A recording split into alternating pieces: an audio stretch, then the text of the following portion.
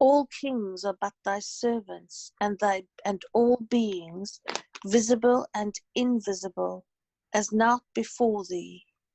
There is none other God but thee, the gracious, the powerful, the Most High, Baha'u'llah.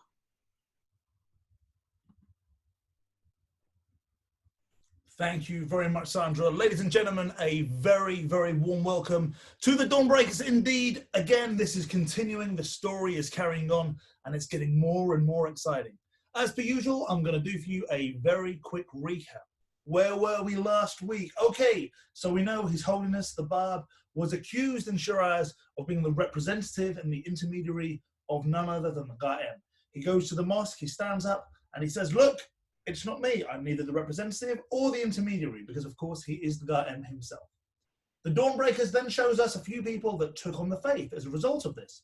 One of them was Muhammad Khan, who ends up going to Iraq and actually meeting Baha'u'llah in Iraq, and then he sends him back to Shiraz. He didn't want to stay in Shiraz because the persecutions were too much at the time. Another one, Mirza Agha Rekob Saz, he was persecuted very much, eventually will meet Baha'u'llah in Baghdad. Another one is Haji Abu Hassan Bazaz. Him and his two sons, pretty much from that, the Bab standing up in the Masjid, in the mosque, declaring what he did. They were so touched by him, they also became believers. We have the final person, Haji Muhammad Bisat, another one who joined the ranks, became a Babi, and ultimately gave up his life. When this event had taken place, where the Bab was in Shiraz and he stood up and he spoke in his mosque, news started to spread, and we know that people in Karbala, here in Karbala, had found out about the claims of the Bab. Now, it was said that His Holiness the Bab, once he goes on pilgrimage, and once he returned, he'd go all the way on pilgrimage around here, he'd come back, then he would make his way to Karbala by way of Kufa. This changed, ladies and gentlemen. So the Bab decided that actually it was maybe safer for him to stay in Shiraz, not to go to Karbala. Also, we discussed this this thing very briefly called Badar, where God can change his mind, and actually he can decide to do some things and not do anything. So the Bab decided actually this wasn't the safest course of action. This, unfortunately, upset a lot of people. A lot of people in Karbala who were so amazed and blown away by the Bab thought, wait a second, he was meant to come to Karbala, now he isn't. Maybe he's not really the Qa'im. Interesting logic. So some people were absolutely put off and decided not to come. From Karbala, it was said that the Bab had then said that he would actually not go to Karbala, but he would go to Isfahan. And that was the call that was being made for people to go to Isfahan instead.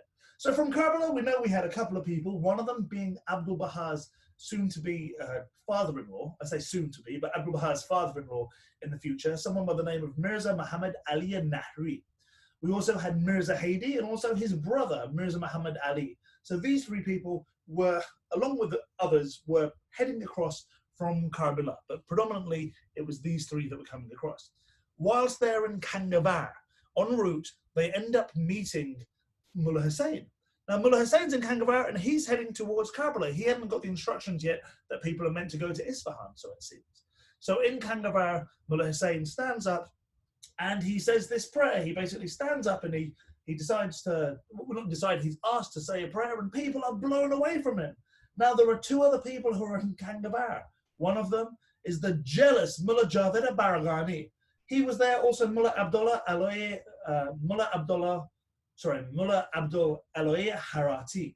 He was also there. So these two people get very jealous. They're thinking, why has Mullah Hussein got the power here? What's going on? Now, Mullah Hussein, of course, didn't really care about this. This isn't something that he was interested in. Mullah Abdul Karim, we hear, in Hamadan, actually meets them. Now, Mullah Abdul Karim was another disciple of the Bab eventually. He was living in Ghazvin. Now, Ghazvin is up in this area here. When in Hamadan, he then comes across Mullah Javed Baraghani and Mullah Abdullah Ali Harati.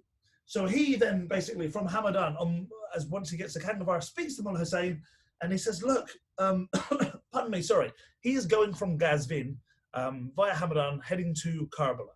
He then travels from Karbala with Mullah Javed Baraghani. And when he meets Mullah Hussein in Kangavar, he says to him, look, this Mullah Javed Baraghani is doing my head in. All he does is like talk nonsense and swears and the rest of it. Mullah Hussein told him, look, just be chill. It's okay. Just put up with them for now. As they then all start marching from Kangavar and they're heading on their way to Isfahan down here. This is when we have these stories where it said that Mullah Hussein would always head on ahead and he would always sit down and he would pray. When people would catch up, he would then get up and then continue his devotions, would stay there and would be the first one in the morning heading down to go and meet in Isfahan. They stay in Isfahan. Now it's very dangerous for people to go down to Shiraz. They're all told to just wait. Mullah Hussein, his brother and his nephew, the same three that had headed down earlier from Karbala to Shiraz when they found the Bab, these three dress up in disguise, basically, and start coming down from Isfahan to Shiraz. So they come down in complete and utter disguise, and it's here in Shiraz that they meet the Bab's uncle, Sayyid Muhammad Ali. In the Bab's uncle, they have conversations with the Bab. This happens over a few nights. The Bab then gives permission for the rest of the people waiting at Isfahan to slowly start trickling down. Now remember, it's incredibly dangerous. If anyone finds that you're a believer of the Bab, you are going to get shot, you're going to get cut up, you're going to get molten lead pulled down your throat. Horrendous things were happening, we know. So the first three that were to arrive in Shiraz after Mullah Hussein was none other than the would-be uncle of the father-in-law of Abdul Baha. So the first one that we mentioned, the first one was Mullah Ali al-Nahri. We know that Mirza Haidi and his brother also came, and Mullah Abdul Karim and Ghazvini. So these three, alongside Mullah Javed al-Barakani, Mullah Abdullah Allay Harati, and Mirza Ibrahim al-Shirazi. So you have these three good guys, the first three, if you like, Mirza Muhammad Ali al-Nahri, who's the father-in-law of Abdul Baha, and then Mirza Hadi's brother and Mullah Abdul Karim. These guys come down there in the good batch. Then Mullah Javed al-Barakani, Mullah Abdullah Ali al-Harati, and Mirza Ibrahim al-Shirazi. These three, not so good necessarily. It's whilst they're down here, they see that Mullah Hussein again has lots of power, these last three. So Javed al-Barakani, Ali al-Harati, and Ibrahim al-Shirazi start causing so many problems, and they start exciting the populace, actually causing way too many problems to the point where they're actually kicked out, they're expelled from Shiraz. The Bab tries to calm them down, but nothing's happening. They just are causing problem after problem. They're expelled from Shiraz, and they end up actually going and joining one of the antichrists of the Babi dispensation, Haji Mirza Muhammad Karim Khan in Kerman. So they end up going and joining him, and he's someone who then tries to take leadership and all sorts. So causing loads of problems, essentially. The good three that met the Bab, when they meet the Bab, something very strange happens. They're there, and the Bab turns around and says to them and says, he says, are you seeking the manifestation? That's all he says. Are you seeking the manifestation? And this guy, Mullah Abdul Karim Ghazvini, absolutely breaks down. He just starts crying hysterically, and the other two are looking at him and they're thinking, well, what's happened here? Why are you crying so much? Then we hear about this dream that he has, and we hear about the story of Mullah Abdul Karim Ghazvini. Now, Mullah Abdul Karim Ghazvini, he was in none other than Ghazvin, being from Ghazvin. Ghazvin again, which is up here in this area here. And he was at a school and he was learning every day about Islam. He was trying to increase his knowledge, and he was taught by someone called Abdul Karim Iravani. So this very renowned teacher that he was taught by. And one day, Abdul Karim Iravani turns around and says, after Mullah Abdul Karim Ghazvini writes this treatise, he says, ladies and gentlemen, I'm going to tell you now, he is ready to expound on the inner teachings of Islam, and he's this phenomenal guy. He's reached this station. Wow. Everyone starts clapping for him. They stand up. They want to have a party for him. But Abdul Karim Ghazvini isn't quite happy with this. He says, no. Wait, just wait. Now, the reason is because he's thinking the whole time, Mullah Abdul Karim Ghazvini, the whole time is thinking, once I reach this station, I'll be able to understand and expound on everything. But he actually feels quite inadequate. He then just says, no, I don't feel like I have learned that much. I know I've been given this title, but it doesn't quite work. He then has his first dream. And he's basically enraptured in devotions and the rest of it. His first dream, he sees this figure. Now, this figure is talking in a hall, and he's repeating this verse of the Quran saying, whoso maketh an effort in our ways, we will guide them. And he's saying this, and he's just blown away, and he sits there and he's listening to this character, and he goes closer and closer and closer until he bows down, and then this character disappears. He wakes up. End of dream. Now, he's very much like perturbed by this. He's like, what does this dream mean? And no one can answer what this dream means. He then goes to see someone by the name of Haji Allah Vardi, who was someone who can expound on dreams and explain the meanings of it. And Haji Allah Vardi turns around and says, yes, this character that you described, this to me is none other than Sayyid Kazim. And he says, Sayyid Kazim? Who's he? And they say, you know, Sayyid Kazim, who's the successor of Sheikh Ahmad of the Shaykhi school, who's based in Karbala. Mullah Abdul Karim Ghazvini is blown away. He says, I must go there straight away. So much so that they say, no, speak to your teacher, Abdul Karim at Iran, and see what he says. He says, no, there's no time to lose. So he goes all the way from Ghazvin up here. He then goes to Karbala. When he goes to Karbala, he goes to the school where Sayyid Kazim is teaching. As he walks in, he sees Sayyid Kazim in that exact hall that he dreamt of. And that man, indeed, that he saw in his dream was Sayyid Kazim. And he's talking about this passage from the Quran, whoso maketh effort for us in our ways, we will guide them. And he's just blown away. He basically stays with Sayyid Kazim for a while. After a summer or two, Sayyid Kazim says to him, look, don't stay here. I want you to head back from Karbala to Ghazvin. Go there and engage in trade and just pray. That's what I need you to do. So, of course, he does this. He heads back and he goes and he basically starts praying. He goes back with his brother, and every night he's praying, saying, please let me ascertain the truth, let me understand what's going on. And then all of a sudden, he has this other dream. He's a man who likes dreams, it seems. He has this other dream, and in this dream, this white bird comes down to him and says, oh, Abdul Karim, are you seeking the manifestation? Lo, the year 60. And this, which took place quite a few years earlier, when it comes down to him being in Shiraz, a lot later, when he's in Shiraz here, this is where he meets the Bab, and the Bab says, are you seeking the manifestation? Exactly as that white bird said in his dream, and this is why he burst out crying. Nabil, the author of this book, then continues and says, yes, I actually, in 1848, when I was 18, I was on my way from Zarand, where he's from, and he says, I was heading towards Gom, and here I met someone by the name of Said Ismail Zavari, who's surnamed Zabet. And so while he was here, he talks to him about Abdul Karim, and this is where he hears the story of Abdul Karim from this guy, and he's like, wow. And also, Zabet is the person who taught Nabil the faith as well. So he hears the story and he's blown away, and Zabet is going to be heading up to the fort of Sheikh Tabarsi, and he says, look, when I get to Tehran, I'll communicate with you. Once he's in Tehran, he then sends the messages saying, yes, come up. And Nabil goes up to Tehran, and there he actually gets to meet Mullah Abdul Karim Ghazvini. And he's just absolutely just blown away by him. And he then finds out that Mullah Abdul Karim Ghazvini is spending his time transcribing, copying out essentially the Persian Bayan.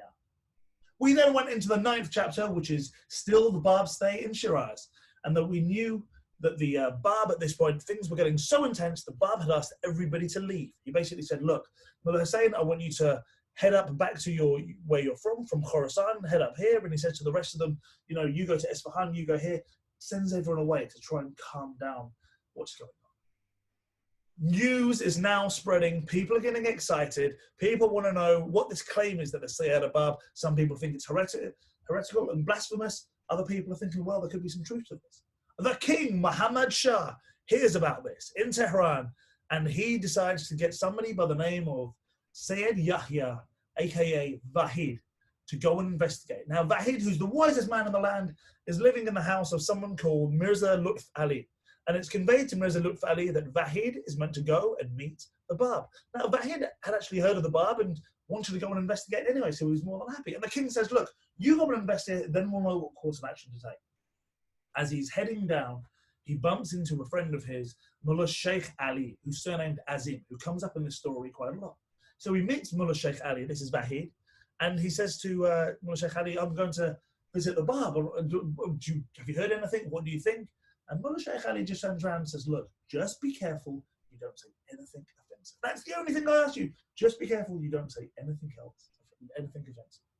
Then we know Vahid goes and he meets the Bab. He asks the Bab these incredibly difficult questions, and the Bab just smiles and answers all the questions. Vahid is then so excited, he gets up and says, right, I'm going to come back for a second interview. He then goes and speaks to Azim. He says, oh my God, I met the Bab and I was blown away by all these things. And Azim says, look, one bit of advice, be careful not to say anything to offend him. You will end up regretting it. And that takes us all the way through what we covered last time. And we're ready, ladies and gentlemen, to continue this chapter 9, the Bab's stay in Shiraz continued. We are going to carry on. Are there any comments or questions that anyone has before we continue? No comments or questions? Fantastic. All right, guys. I hope you're ready to continue. I have a comment.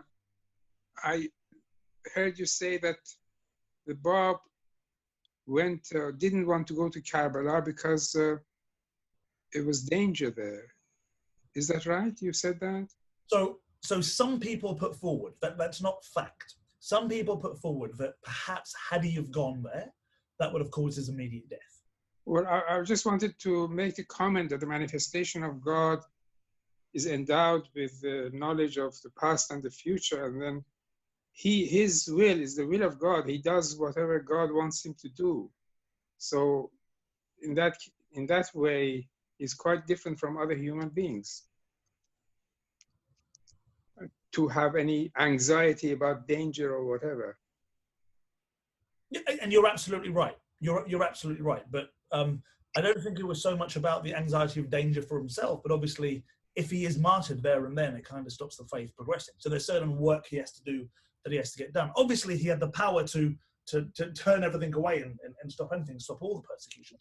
But this is what some people say, some scholars debate this, and they say perhaps it was wisdom used not to go to Karbala.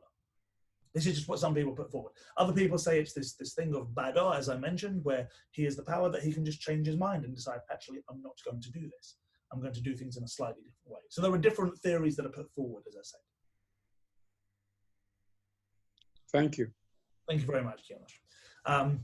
Okay, so moving on, if Rayan Sabet is there, please, and he'd care to read from In the Course of the Second Interview. So now we're going with the second interview with Vahid, this great being who's the most knowledgeable, wisest guy who's there, and His Holiness the Bab.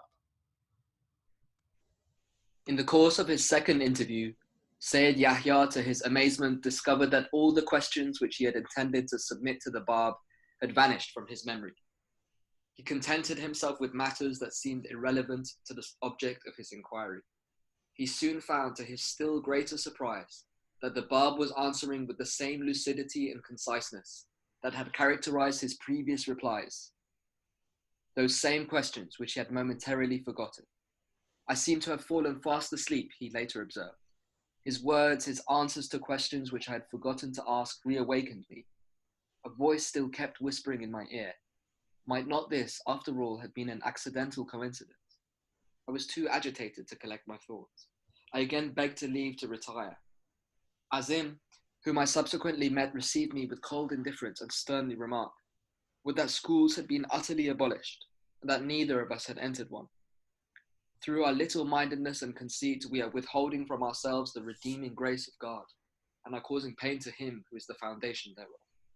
Will you not this time beseech God to grant that you may be enabled to attain his presence with becoming humility and detachment, that perchance he may graciously relieve you from the oppression of uncertainty and doubt.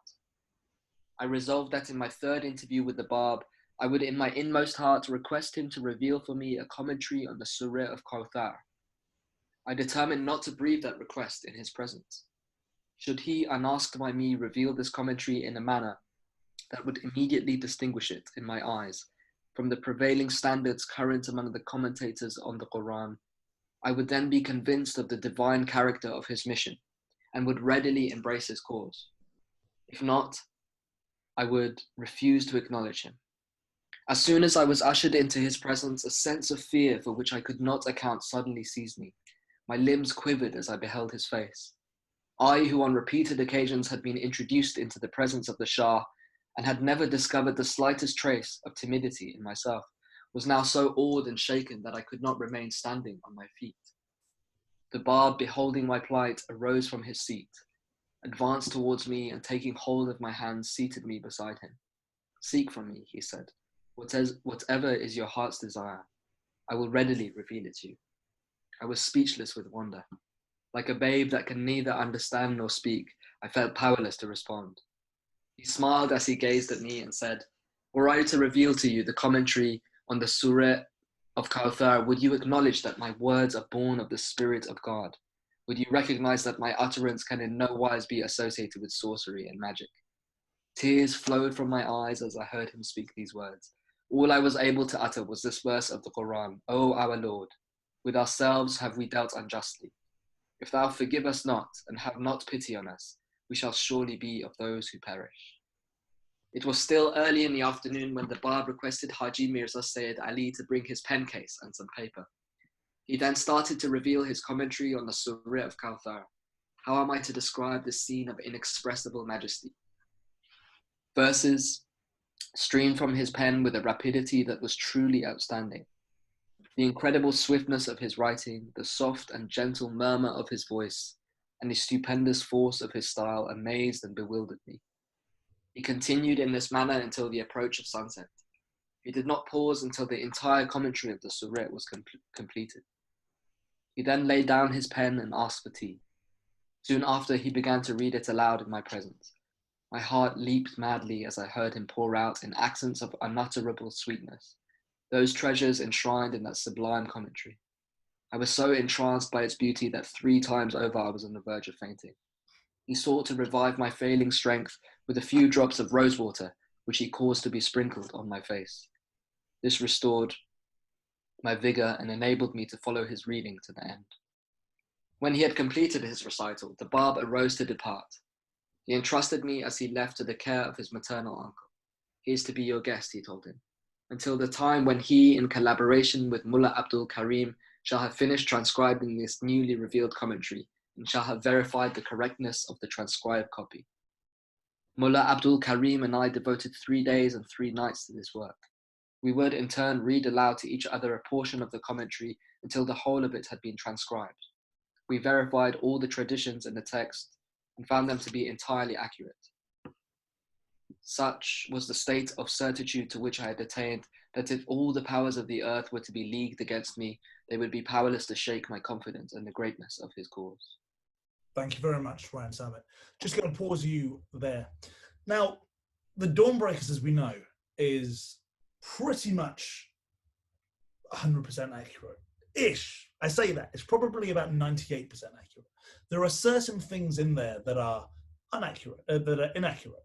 And this is actually one of the things that we find. So the second interview in Shiraz that takes place, we know that Vahid had met the Bab, and he says to him, if the Bab reveals to him, unasked, the Surah Kawthar, okay, the Surah of Divine Plenitude, a commentary on this, a tafsir on the Surah Kawthar, that he would then just be blown away. And apparently he comes in, and then the Bab says to him, right, okay, here we are, and I want to expound something for you. Here we are, this is what I'm going to expound. And absolutely unasked, he writes this. Now, this is a detail that we've subsequently found to be inaccurate in the Dawnbreakers. Part of the reason we know this is inaccurate is because a scholar by the name of Nader Saidi, who was asked to go to Haifa to chronicle all the writings of the Bab, we know there's 5 million words there, whilst reading, he finds this letter, actually this commentary on the Surah Kawthar, which starts off saying, Dear Vahid, thank you for your question. So it's implied that actually that the Bab knew that he was going to ask for this. And it's said that actually that's the reason it's not unasked. But it's irrelevant, whether it was asked or unasked or whatever. What's mind-blowing, what's absolutely mind-blowing really, is this fact that His Holiness the Bab is talking about this Tafsir Kawthar, this commentary on the Surah Kawthar, the Surah of Divine Plenitude, and how he explains it. And maybe we can do a session actually going into it. It's a phenomenal explanation. And very briefly in it, he talks about these 4 rivers, these modes of revelation. And he talks about these rivers being the river of milk, the river of honey, the river of water, and the river of wine. So it's very interesting. After the Bab pens this tafsir on the surah, the commentary on the surah, apparently it took him about 5 hours and it's 2,000 verses is what he writes. So it's a huge bit of work. That Vahid at the time is just falling asleep constantly. He's having rose water thrown on him. Well, falling asleep, I say fainting. He's just completely blown away by what he's seeing. He does all of this, 2,000 verses, 5 hours, and then he turns around to him and he says, look, the Surah Kawthar could be explained. It's right there in your tea. And Vahid saying, In my tea? Remember, it says in the Dawnbreakers Vahid was drinking tea. And then the Bab says, yes, the explanation of the Surah Al-Kawthar is right there in your tea. And then the Bab breaks it down. He says, in your tea, you have water. And it's like, yes, I have water, which is one of the rivers. He says, you have milk. Now, the Bab used to drink white tea, apparently. So he says, you have milk in your tea. He says, you also have honey. And he says, yes. And then the fourth one is wine. And I know you're thinking, well, what is this wine? And whenever it's wine, he refers to red wine. The redness is the important thing. And then the Bab says that the wine that's in there is actually the tea leaves, because the tea's it made it red. So he breaks it down as simple as that into this cup of tea. Now, obviously, there was no wine in the tea, just to clarify. Nobody was drinking wine. But it's a phenomenal, this explanation that Surah Al-Kawthar is really beautiful, which perhaps we can, maybe in a side class or whatever, go into the details of that. But this is what happens, that he's... Vahid has met him and it's just blown away. Then we know that they're there and they're sort of, he says, look, I'm going to leave you in the trust of my uncle. And then he's with none other than Mullah Abdul, Karim and Ghazvini, and they're transcribing things again. So they're revealing things. And Vahid, who apparently he'd learned something like 20,000 or 30,000 traditions off by heart, he was this phenomenal guy. He checks everything that the Bab had written and it's like, yeah, absolutely. They were all absolutely spot on. Any comments or questions? Hey, Dave. Yeah. Just a quick question. I guess I should have asked you from the first session, because you did talk about how some parts in the book it's inaccurate. But I'm just wondering, I think in Lights of Guidance, Guardian talks about how we should not quote things that are not authenticated. So is the Dawnbreaker, I guess the Dawnbreaker is authenticated, no? So the Dawnbreakers, as we know, between 1887 and 1888, this is when Mullah Mohammad Ali, aka Nabil, went round Iran on order of Baha'u'llah to basically put together the Dawnbreakers. So he was commissioned to do this work. The Dawnbreakers was then subsequently given to, or not the Dawnbreakers, sorry, these notes were then given to Baha'u'llah. Baha'u'llah then basically goes through them. He writes, with a red pen. He sort of rules out some things. He expounds on some things. And really sort of narrows it down and hones it perfectly. However, these notes were then stolen. So the final notes of that were then stolen. So the Guardian took a version of notes that he had that weren't necessarily 100% authenticated. So with regard to the Dawnbreakers itself, yes, there are some inaccuracies in there. The other thing is as well that when it comes to quoting what other people say and talking about, say, Nader Saidi, he's someone that...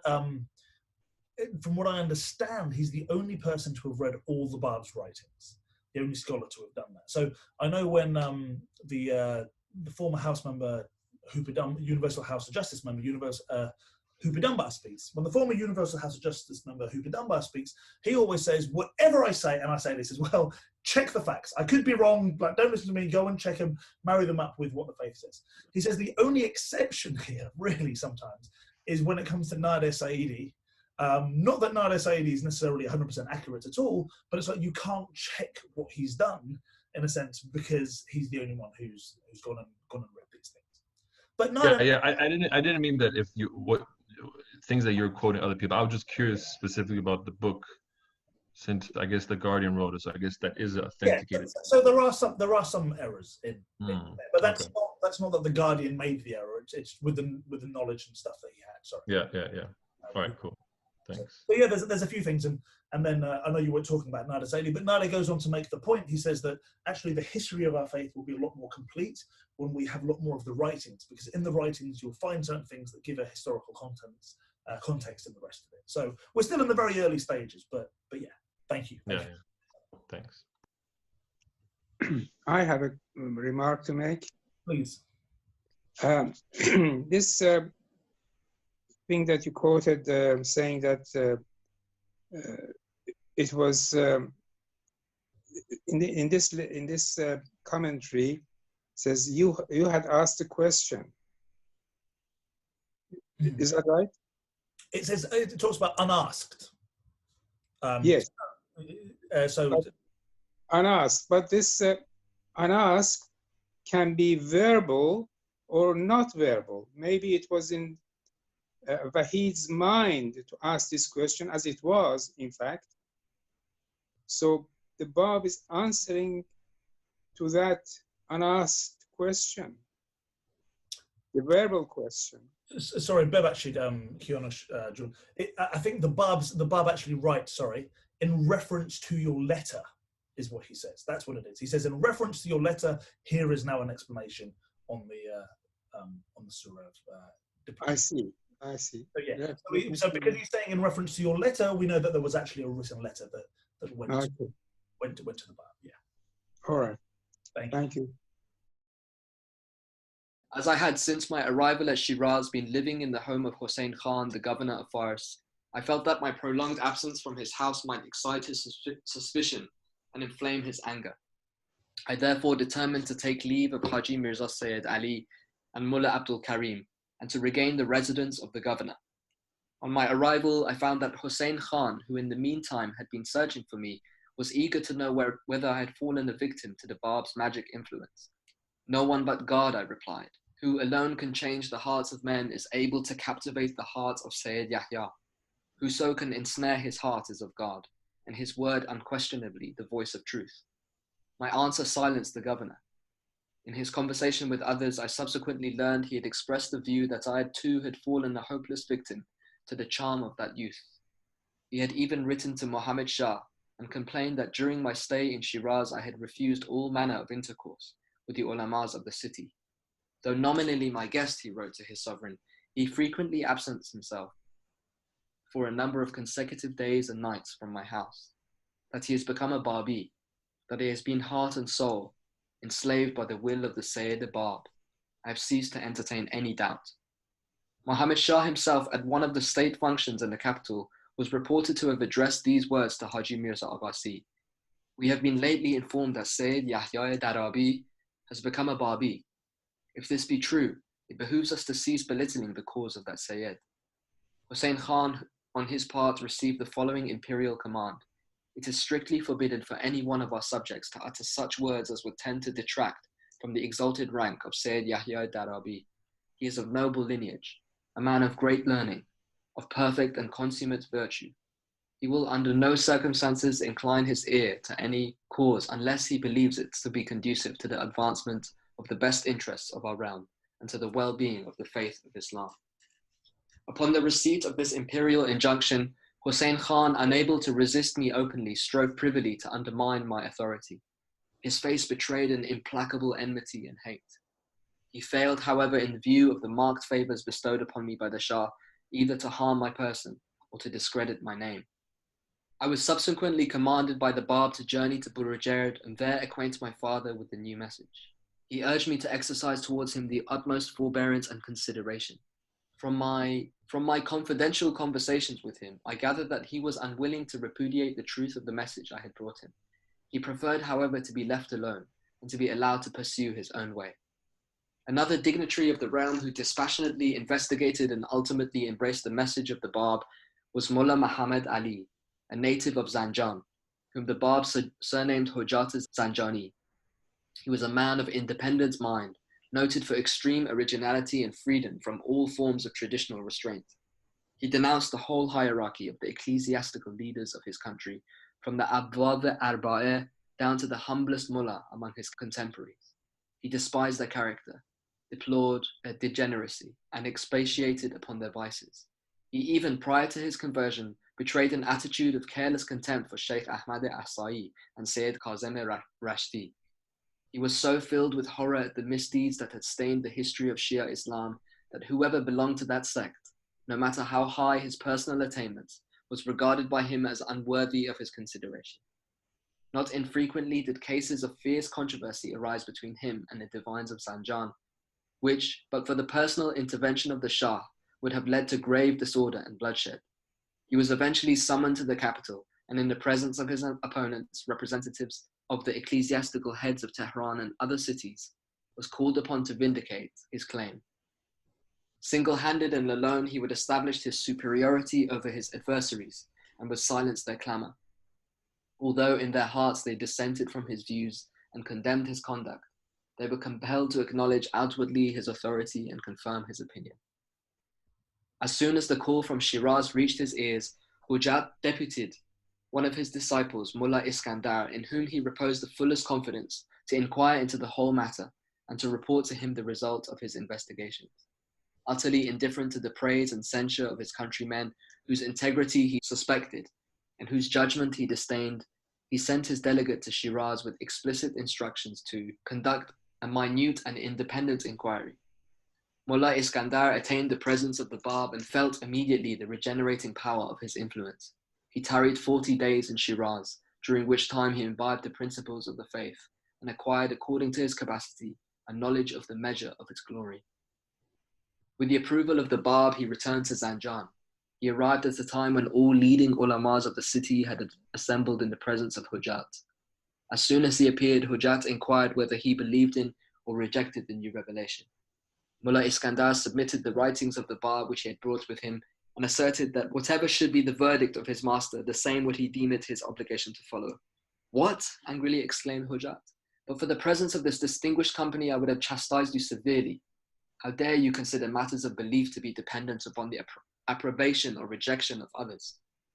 Receiving from the hand of his messenger the copy of the Qayyumul Asma, he, as soon as he had perused a page of that book, fell prostrate upon the ground and exclaimed, "I bear witness that these words which I have read proceed from the same source, that of the Quran. Whoso hath recognized the truth of that sacred book must needs testify to the divine origin of these words, and must needs submit to the precepts inculcated by that author. I take you, members of this assembly, as my witness. I pledge such allegiance to the author of this revelation, that should he ever pronounce the night to be day, and declare the sun to be a shadow, I would unreservedly submit to his judgment, and would regard his verdict as the voice of truth. Whoso denies him will I regard as a repudiator of God himself." With these words, he terminated the proceedings of that gathering. Vahid, whilst he was in Shiraz, staying in the house of the governor, Hussein Khan. Now, Hussein Khan al-Shirazi, we know, I've mentioned before, was reported to be a womanizer. He had many, many wives. There was a certain slide that the King Nasruddin Shah had, and he also had, which was made out of marble, where some of his women would slide down and then would ascend on top of him. He had a slightly funky way of doing things. He wasn't known to be the kindest guy in the world. He's the one who ordered that Bab gets slapped in the face with the Bab's turban falling off, and of course ordered that Mullah Sa'ad Beg gets his 1,000 whips, and Douce as well. And they had their halters through the nose, so he'd caused loads of problems. Now, Vahid is staying with him in Shiraz. Bear in mind, they're all linked with the government and everything. So Vahid is staying there, and then he keeps going to see the Bab. Eventually, Hussein Khan gets a little bit upset.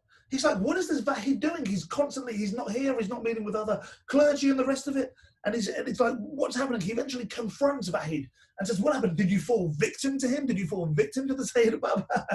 And Vahid says, what are you talking about? You can't fall victim. When God speaks, when he communicates with you, he will change you and change hearts. Hussein Khan didn't know what to say. He accused him of drinking this tea that made perhaps him a Babi. He then, Hussein Khan, writes to the king and to Haji Mirza Agassi and says, look, what's going on? You've sent this guy, Vahid, who, yes, he's very wise and everything, but he seems to be a Babi. He seems to have joined. This wasn't a good sign as far as Mirza Agassi could understand. Muhammad Shah then turned around and says, look, if Hujat has accepted, we know him to be the wisest, don't inflict any injury on him. It's okay, let him be. The Bab then eventually says to Vahid, look, go back to your hometown of Burujid and speak to your father and try and share the news with your father. Unfortunately, his father wasn't interested. We then learn about someone called Hujat, who's surnamed Hujat, this powerful, powerful man who's going to be one of the protagonists in the Battle of Zanjan later on, as is Vahid in Nayriz down here. But let's not spoil the story. So Hujat basically finds out Hujat was someone who would constantly argue with the clergy around him. He had a very differing opinion. He even had troubles with Sheikh Ahmad in the Sheikhi school. Sheikh Ahmad Sa'id Kazim, he's like, no, I don't believe in this, I don't believe in that. With anyone, anywhere he'd go, he'd argue, and he'd usually win the argument. So much so, it got so serious that he was actually called to the capital, called to Tehran, to explain himself on a number of occasions. Eventually, Hujat hears about this Sayyid Bab down in Shiraz, and he sends one of his disciples, a guy by the name of Mullah Iskandar, to go and investigate.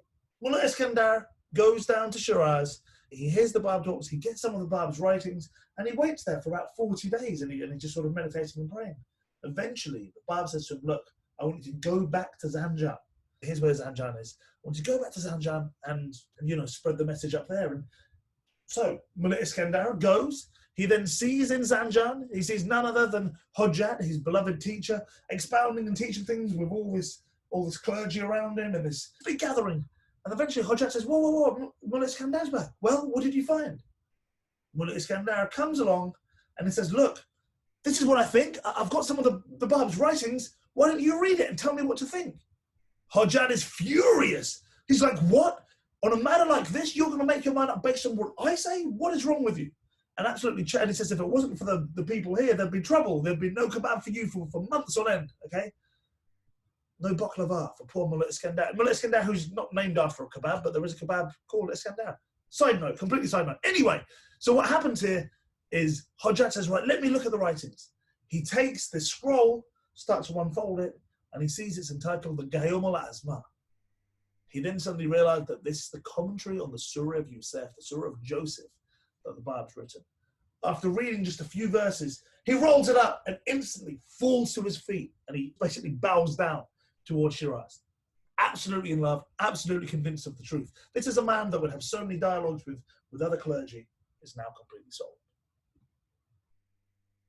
Dave, I'm surprised it took you so long to make that Iskandar kebab joke. I was sitting here waiting for it. Well, I'm trying to control myself, but yeah, you will never forget Mullah Iskandar's name. We have in the preceding pages referred to the expulsion of Douce and of Mullah Sadiq from Shiraz and have attempted to describe, however inadequately, the chastisement inflicted upon them by the tyrannical and rapacious Hussein Khan. A word should now be said regarding the nature of their activities after their expulsion from that city. For a few days, they continued to journey together, after which they separated, Douce departing for Kerman in order to interview Haji Mirza Karim Khan, and Mullah Sadiq directing his steps towards Yazd with the intention of pursuing among the ulamas of that province the work which he had been so cruelly forced to abandon in Fars. Douce was received upon his arrival at the home of Haji Syed Javad Kermani, whom he had known in Karbala, and whose scholarship, skill, and competence were universally recognized by the people of Kerman. At all the gatherings held in his home, he invariably assigned to his youthful guest the seat of honor and treated him with extreme deference and courtesy. So marked a preference for so young and seemingly mediocre a person kindled the envy of the disciples of Haji Mirza Karim Khan, who, describing in vivid and exaggerated language the honors which were being lavished upon Douce, sought to excite the dormant hostility of their chief. Behold, they whispered in his ears, he who is the best beloved, the trusted and most intimate companion of the Sayyid Bab, is now the honored guest of one who is admittedly the most powerful inhabitant of Kerman.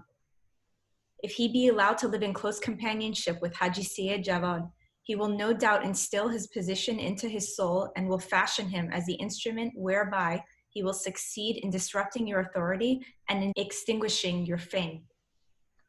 Alarmed by these evil whisperings, the cowardly Haji Mirza Karim Khan appealed to the governor and induced him to call in person upon Haji Syed Javad and demand that he terminate that dangerous association. The representations of the governor inflamed the wrath of the intemperate Haji Syed Javad. How often, he violently protested, have I advised you to ignore the whisperings of this evil plotter? My forbearance has emboldened him. Let him be aware lest he overstep his bounds. Does he desire to usurp my position? Is he not the man who receives into his home thousands of abject and ignoble people and overwhelms them with servile flattery? Has he not again and again striven to exalt the ungodly and to silence the innocent?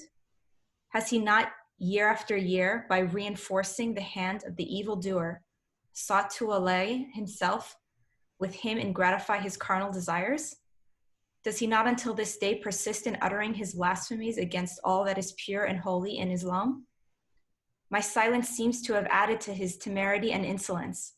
He himself, the liberty of committing the foulest deeds, and refuses to allow me to receive and honor in my own home a man of such integrity, such learning and nobleness. Should he refuse to desist from his practice, let him be warned that the worst elements of this city will, at my instigation, expel him from Kerman. Disconcerted by such vehement denunciations, the governor apologized for his action. Ere he retired, he assured Haji Syed Javad that he need entertain no fear, that he himself would endeavor to awaken Haji Mirza Karim Khan to the folly of his behavior and would induce him to repent. The Syed's message stung Haji Mirza Karim Khan.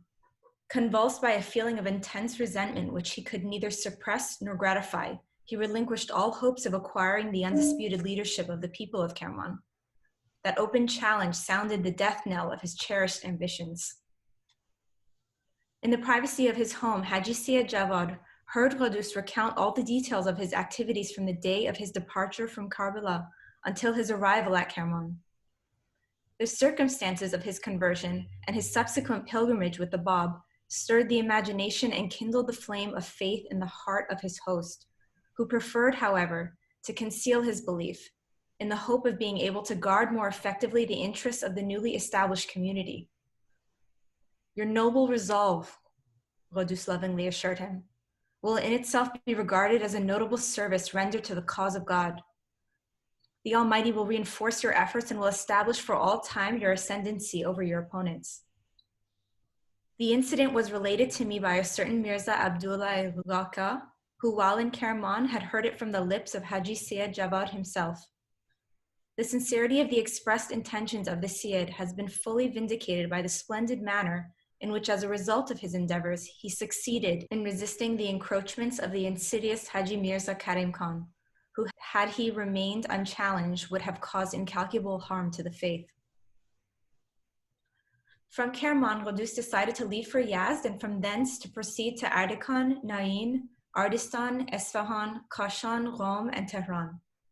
In each of these cities, notwithstanding the obstacles that beset his path, he succeeded in instilling into the understanding of his hearers the principles which he had so bravely risen to advocate. I have heard Allay Karim, the brother of Baha'u'llah, describe in the following terms his meeting with Douce in Tehran. The charm of his person, his extreme affability, combined with the dignity of bearing, appealed to even the most careless observer. Whoever was intimately associated with him was seized with an insatiable admiration for the charm of that youth. We watched him one day perform his ablutions and were struck by the gracefulness which distinguished him from the rest of the worshippers in the performance of so ordinary a rite. He seemed in our eyes to be the very incarnation of purity and grace. In Tehran, Douce was admitted into the presence of Baha'u'llah, after which he proceeded to Mazindaran, where in his native town of Faroush, in the home of his father, he lived for about 2 years, during which time he was surrounded by the loving devotion of his family and kindred.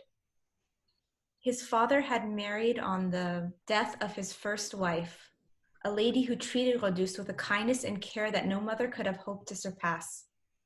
She longed to witness his wedding and was often heard to express her fears lest she should have to carry with her to the grave the supreme joy of her heart.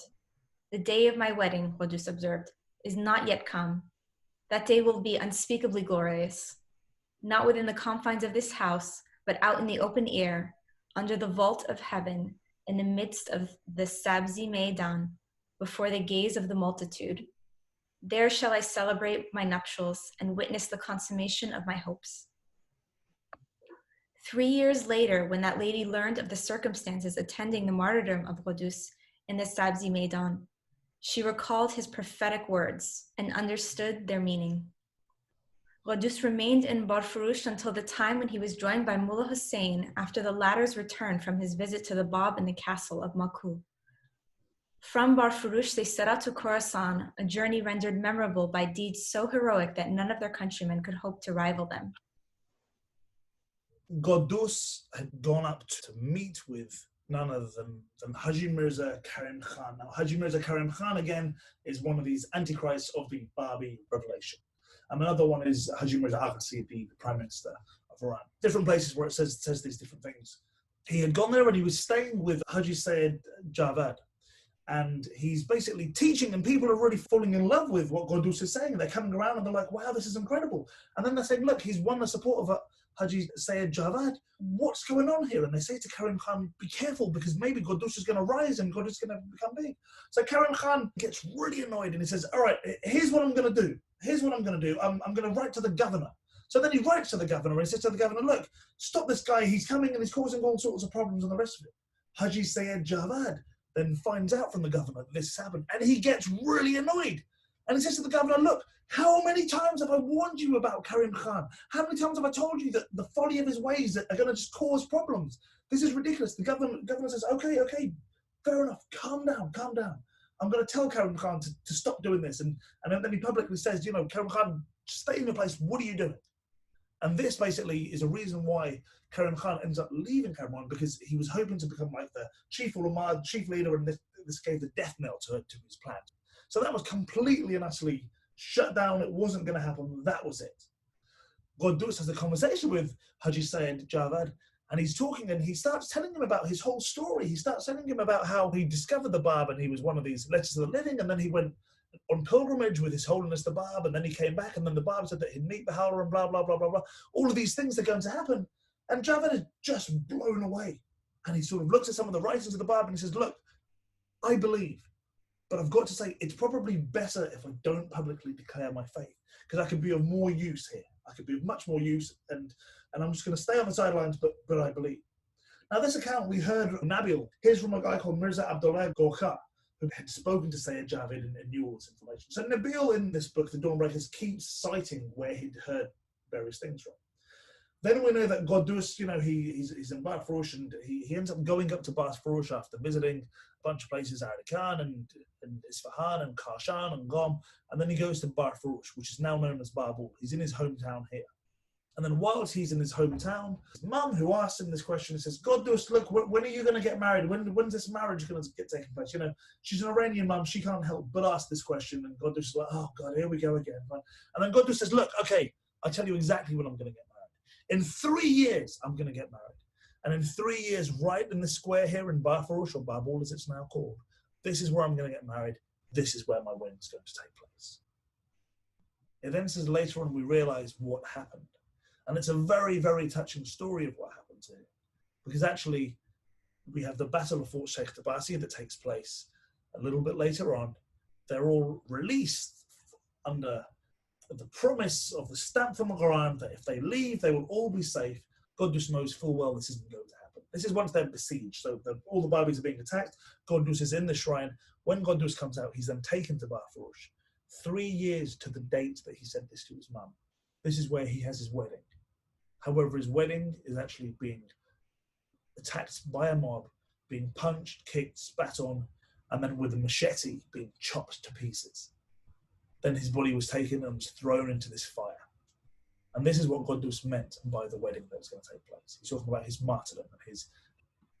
Douce currently, though, who's in Faroush, who's in Babul, we know that he's going to be staying in this area until later on this whole movement happens of the Battle of Fort Sheikh Tabasi. Stuff that hasn't happened yet. So he's going to stay there in Mazandaran for a while.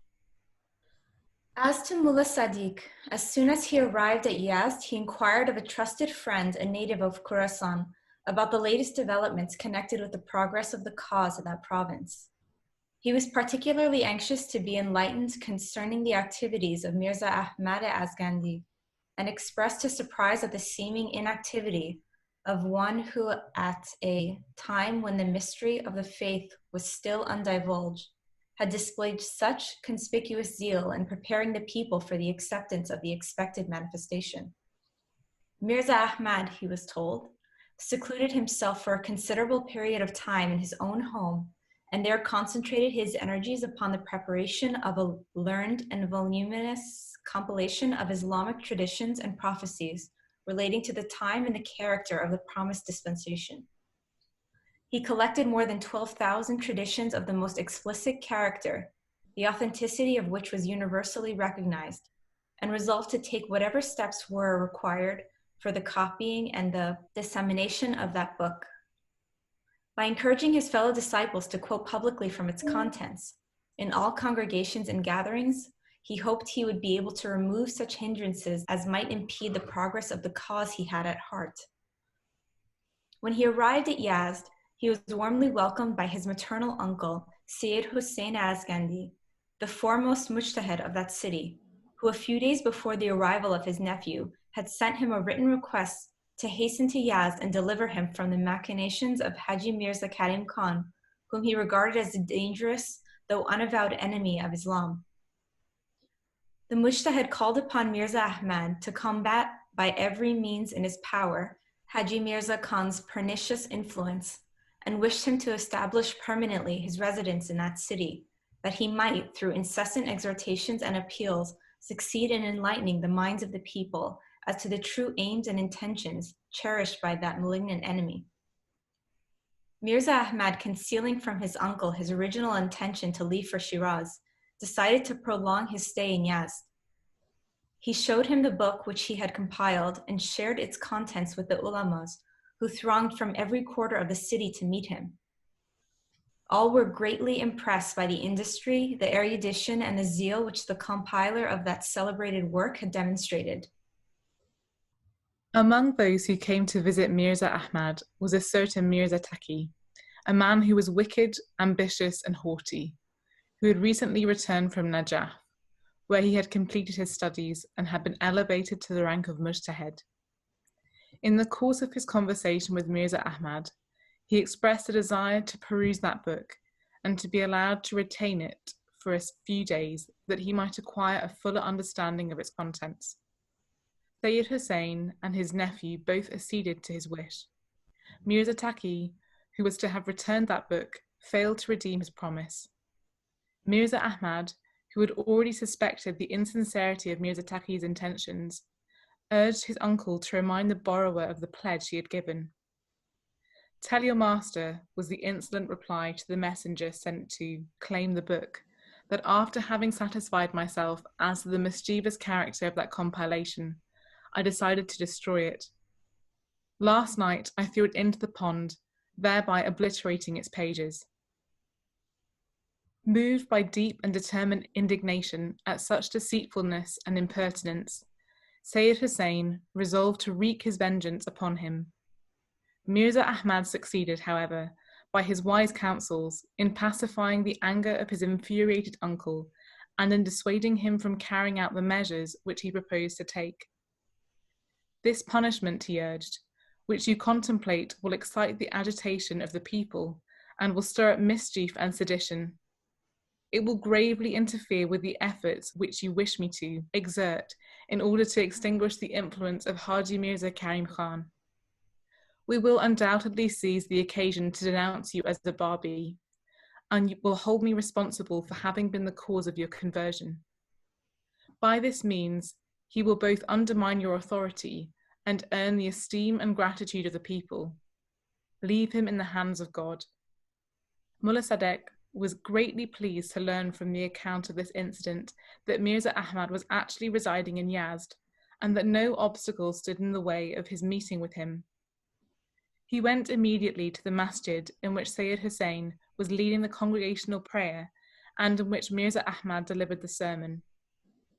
Taking his seat in the front row among the worshippers, he joined them in prayer, after which he went straight to Sayyid Hussein and publicly embraced him. Uninvited, he immediately afterwards ascended the pulpit and prepared to address the faithful Sayyid Hussein, though at first startled, preferred to raise no objection, being curious to discover the motive and ascertain the degree of the learning of this sudden intruder. He motioned to his nephew to refrain from opposing him. Mullah Sadek prefaced his discourse with one of the best known and most exquisitely written homilies of the Bab, after which he addressed the congregation in these terms: "Render thanks to God, O people of learning, for behold, the gate of divine knowledge, which you deemed to have been closed, is now wide open. The river of everlasting life has streamed forth from the city of Shiraz and is conferring untold blessings upon the people of this land.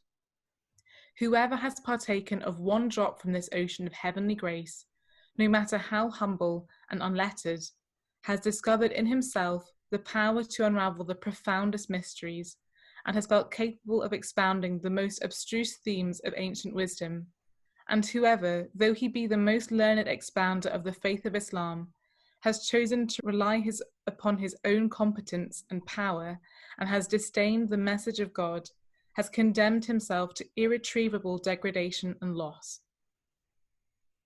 A wave of indignation and dismay swept over the entire congregation as these words of Mullah Sadegh pealed out of this momentous announcement. The masjid rang with cries of blasphemy, which an infuriated congregation shouted in horror against the speaker. Descend from the pulpit, rose the voice of Sayyid Hussein amid the clamour and tumult of the people, as he mentioned to Mullah Sadegh to hold his peace and to retire. No sooner had he regained the floor of the masjid than the whole company of the assembled worshippers rushed upon him and overwhelmed him with blows.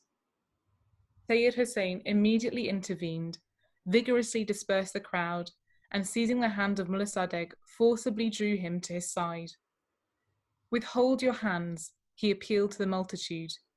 Leave him in my custody. I will take him to my home and will closely investigate the matter. A sudden fit of madness may have caused him to utter these words. I will myself examine him. If I find that his utterances are premeditated, and that he himself firmly believes in the things which he has declared, I will, with my own hands, inflict upon him the punishment imposed by the law of Islam. By this solemn assurance, Mullah Sadegh was delivered from the savage attacks of his assailants. Divested of his abbar and turban, deprived of his sandals and staff, bruised and shaken by the injuries he had received, he was entrusted to the care of Sayyid Hussein's attendants, who, as they forced their passage among the crowd, succeeded eventually in conducting him to the home of their master. Mullah Yusuf Ardabili, likewise, was subjected in those days to a persecution fiercer and more determined than the savage onslaught which the people of Yazd had directed against Mullah Sadegh. But for the intervention of Mirza Ahmad and the assistance of his uncle, he would have fallen a victim to the wrath of a ferocious enemy. When Mullah Sadegh and Mullah Yusuf Ardabili arrived at Kerman, they again had to submit to similar indignities and to suffer similar afflictions at the hands of Haji Mirza Karim Khan and his associates. Haji Sayyid Javad's persistent exertions freed them eventually from the grasp of their persecutors and enabled them to proceed to Khurasan.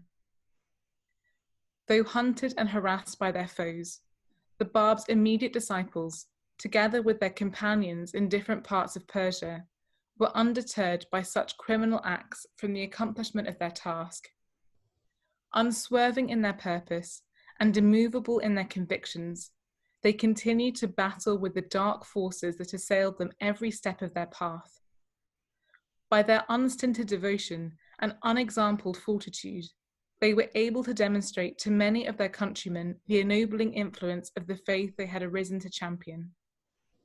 We start talking again about the character Mullah Sadegh. Mullah Sadegh, if you remember, was the one who goes into the mosque the first time in Shiraz and says, after the azan, after the call to prayer, he adds this extra, the Ignoble Muhammad verily is the servant of the Baghit Allah, which was considered blasphemy, and this is where he gets the ring through his nose dragged and beaten. So now we see him again, and he's up in Yazd. Now, while he's in Yazd, he wants to know about this guy, Mirza Ahmad Azghandi. And he goes there, and this Mirza Ahmad Azghandi is someone who has written these thousands of traditions, basically, that back up what's going on with the Bab. And this incredible book, and there's these proofs for like the Qaim and the rest of it. And he's really, trying to show everyone with his teachings what had happened, this Mirza Ahmad Azghandi. His uncle is also there. This guy by the name of Mirza Taghi says, please, Mirza Ahmad, I've seen you and I would like to get a copy of this book. So the uncle then basically says, okay, fine. And they give him a copy of these traditions. Now, what does Mirza Taghi do? He apparently peruses it just to see that it's full of nonsense, but he gets this book and he throws it into water, basically. He throws it completely obliterating the page. These thousands and thousands of traditions that had been compiled. Now, Sayyid Hussein, the uncle, Sayyid Hussein Azghandi, is furious. And he's like, right, that's it. I'm going to go and find him. I'm going to rip off his head.